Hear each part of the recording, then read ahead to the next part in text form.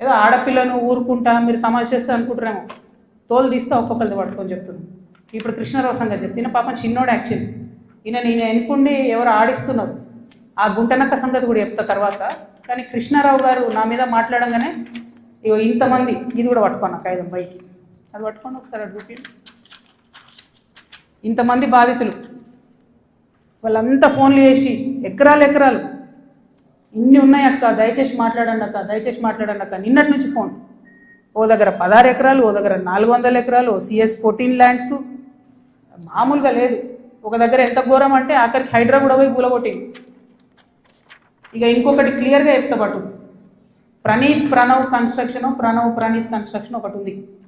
ఎంత ఘోరం అంటే ఇది, ఇంట్లో కృష్ణారావు గారి అబ్బాయి, నాకు అబ్బాయి పేరు చెప్పడం ఇష్టం లేదు ఎందుకంటే ఆయన పాలిటిక్స్లో లేడు కాబట్టి, కృష్ణారావు గారి కొడుకు ఆయన డైరెక్టర్గా ఉన్నప్పుడు ఈ 70 ఎకరాల వెంచర్, పెద్ద వెంచర్ 70 ఎకరాలు మీకు కనబడుతుంటుంది. మొత్తం విల్లాలు కట్టిరు, ఇది పట్టుకోలేదు, మొత్తం విల్లాలు కట్టిరు, అన్ని A to Z విల్లాలు కట్టిరు.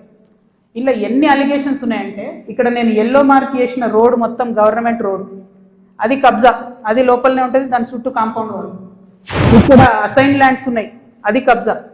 ఈ మధ్యలో చెరువు ఉంది, ఈ చెరువు 10 ఎకరాలు ఉంది అని చెప్పి, 10 ఎకరాల చెరువు ఇది అని చెప్పి ప్రభుత్వం సర్టిఫికేట్ ఇచ్చింది.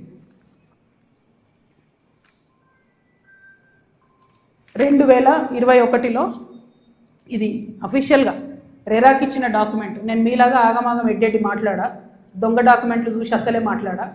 2021లో మీ కంపెనీ నుండి మీరు రెరాకి ఇచ్చిన దాంట్లో మా వెంచర్ మధ్యలో ఉన్నటువంటి చెరువు 10 ఎకరాలని మీరు చెప్పారు, అయిపోయిందా?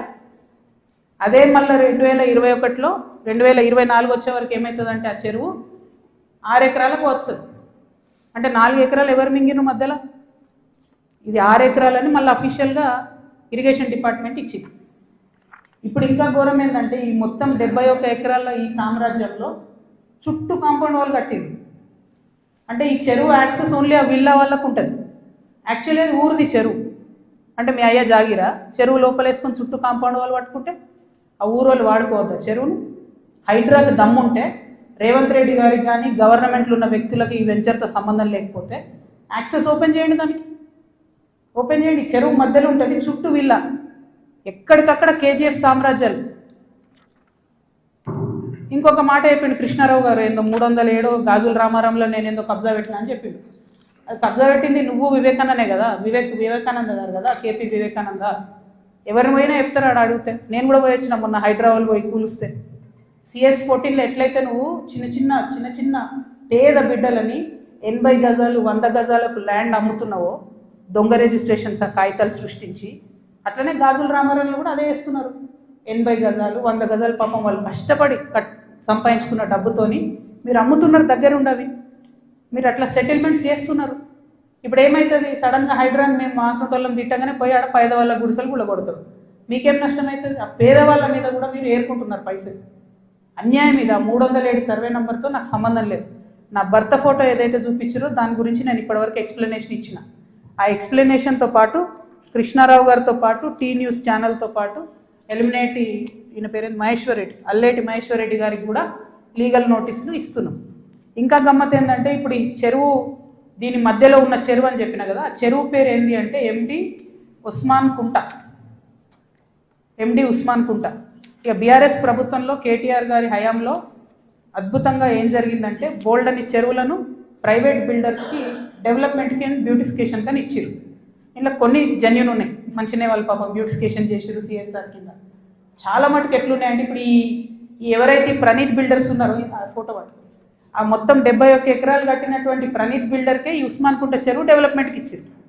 ఇస్తే ఆయన ఏం చేసిండు, దాన్ని డెవలప్ చేసి ఊరోళ్ళకి ఇవ్వకుండా డెవలప్ చేసి అందులో 4 ఎకరాలు మింగి, ఆ 4 ఎకరాలలో 8 విల్లాలు కట్టి చుట్టూ కాంపౌండ్ వాల్ పెట్టి జనంకి అవకాశం లేకుండా చేసారు. అంటే నీకు డెవలప్మెంట్ కనిస్తే నువ్వు మింగేసినావు. అందులో నీ కొడుకే డైరెక్టర్ ఉన్నాడు కృష్ణారావు గారు. మరి సమాధానం ఇప్పుడు చెప్పు, ఏం చెప్తావు నాకు అర్థం కాదు. ఏదో నిన్నటి నుంచి తమాషా చేస్తున్నట్టు జాగృతలు దాడి చేస్తారు, గీడి చేస్తారని. మాకు అట్లాంటి ఆలోచన ఏం లేదు. మేము మీ మీద దాడి చేసేంత పెద్ద వ్యక్తి మీరు కాదు. ఫస్ట్ థింగ్ వదిలేసేయండి, మీ మీద దాడి చేసే అవసరమే లేదు. మీ ఎన్నుకో గుంట నక్కుంది చూసినావా, వాళ్ళని మాత్రం వదిలిపెట్టండి. ఆ గుంటనక్కకి చెప్తున్నా ఇప్పుడు వినమని. ఆ గుంటనక్క ఇంటుంటాడు, ప్రెస్ మీట్ నాకు తెలుసు.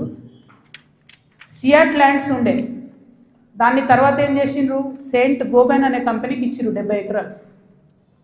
దాని తర్వాత ఏం చేసిండ్రు, ఈ గుంటనక్క రికమెండ్ చేస్తే మన BRS government favourite builder Vasavi ఉన్నాడు కదా, ఆ వాసవి బిల్డర్కే ఇచ్చిర్రు. అయితే ఒక అధికారి దాంట్లో చాలా కీలక పాత్ర. ఆ అధికారి ఇప్పుడు ఈ గవర్నమెంట్లో కూడా కీలకంగా ఉన్నాడు. కానీ ఖచ్చితంగా సెయింట్ గోబెన్ ల్యాండ్కి సంబంధించి ఆ అధికారి పేరు, నేను చెప్పే గుంటనక్క గారి పేరు రెండు కలిపి నేనే ఇస్తా. విజిలెన్స్కి ఇస్తా, ఈడీకి ఇస్తా, సిబిఐకి ఇస్తా. ఇక చూసుకోరు, ఏం చేసుకుంటారో వేసుకో. నేను మీలాగా ఫాల్తు అలిగేషన్స్ చేయను. నా భర్త ప్రైవేట్ ల్యాండ్లో వ్యాపారం చేసిండు. ఏ రియల్ ఎస్టేట్లో ఉన్న వ్యక్తి అయినా చేస్తాడు. మేమెన్నడూ ప్రభుత్వ భూమి జోలికి పోలేదు. ప్రభుత్వానికి ప్రజలకు నష్టమయ్యే ₹1 పని కూడా మేము చేయలేదు. మీరు అనవసరంగా లేనిపోయిన అలిగేషన్స్ నా మీద వేసి ఈమె ఏదో జనం బాట పేరుతో జనంలో పోతుంది, ఈమె డిస్టర్బ్ చేద్దాం, మైండ్ ఖరాబ్ చేద్దాం అనే ఆలోచనలు పెట్టుకుంటే మాత్రం నేను చూస్తూ ఊరుకోను. ఇవాళ జవాబు ఎందుకు ఇస్తున్నా అంటే, నేను మీలాగా వెన్ను చూపించి పారిపోయే వ్యక్తిని కాదు.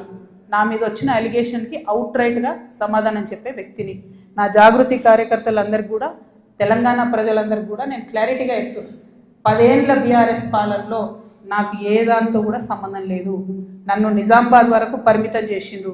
5 ఏళ్ళే నేను యాక్చువల్గా ఉన్నది పవర్లో. ఆ 5 ఏళ్ళు ఎంపీగా ఉన్నప్పుడు ఢిల్లీ, నిజామాబాద్, హైదరాబాద్. నా మొత్తం ట్విట్టర్ చూసుకోండి, నా క్యాలెండర్ చూసుకోండి. ఇప్పుడు ఎట్లయితే జనం బాట పేరు పెట్టుకొని ప్రతిరోజు తిరుగుతున్నానో, అప్పుడు కూడా నేను మన ఊరు మన ఎంపీ పేరుతోని నిరంతరం ప్రజల మధ్యలో ఉన్నా. పైరవేలు చేసుకోలే నేను ఎప్పుడు. నేను చాలా గర్వంగా ఫీల్ అయినా. నేను తెలంగాణ నుండి మొదటి ఎంపీగా పార్లమెంట్కి పోయినా. కొట్లాడుతుంటే మీ పిచ్చిలేసినట్టు గంటలు ఒరుతుంటే మీ పార్లమెంట్లో ఎంత ఫైట్ చేసినాం స్టేట్ కోసం. మీరేమో మేము ఆడ ఢిల్లీలో కొట్లాడుతుంటే ఇక్కడ ఏసీ ఆఫీస్లా ఉండి పందికొప్పుల్లాగా కేసీఆర్ గారు నీడనే ఏరి ప్రజల సొమ్ము తిన్నది కాకుండా ఉల్టా నా మీద వెకిలి ప్రయత్నాలు వేస్తే మాత్రం ఒక్కొక్కరిది కాళ్ళు ఇరగొడతా చెప్తున్నాను. నాకు ఇట్లాంటి భాష మాట్లాడడం ఇష్టం ఉండదు. ఇవాళ మాట్లాడక తప్పని పరిస్థితి అవుతుంది. లేనిపోని అంటగట్టకండి. 10 ఏళ్లలో ఎన్నడూ ఎవరు గవర్నమెంట్లో నా భర్త పేరు వినలేదు. ఇవాళ మీరు ఆయన మీద అలిగేషన్ చేస్తున్నారు. ఆయన ఫోన్ ట్యాప్ చేస్తారు, సిగ్గుండాలి. ఇంటర్లో ఫోన్ ట్యాప్ చేస్తారు, ఇటువంటి వెధవ ప్రచారాలు చేస్తారు. ఇంకా కళ్ళు సలవడతలేవా మీకు? పార్టీలకి నిలగొట్టరు కదరా బయటికి. ఇంకేంది? నేను ఊరుకునేదాన్ని కాదు బిడ్డ, చెప్తున్నా.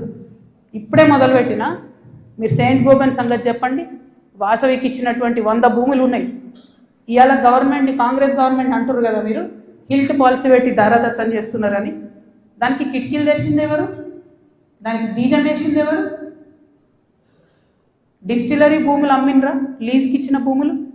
లీజుకి ఇచ్చిన భూములల్లో ప్రజలకు డబుల్ బెడ్రూమ్ ఇల్లు కట్టియాలి, హాస్పిటల్ కట్టాలి, స్కూళ్ళు కట్టాలి. ఇండస్ట్రీ తీసేస్తే ప్రైవేట్ వ్యక్తులకు ఎట్లా అమ్మేందు?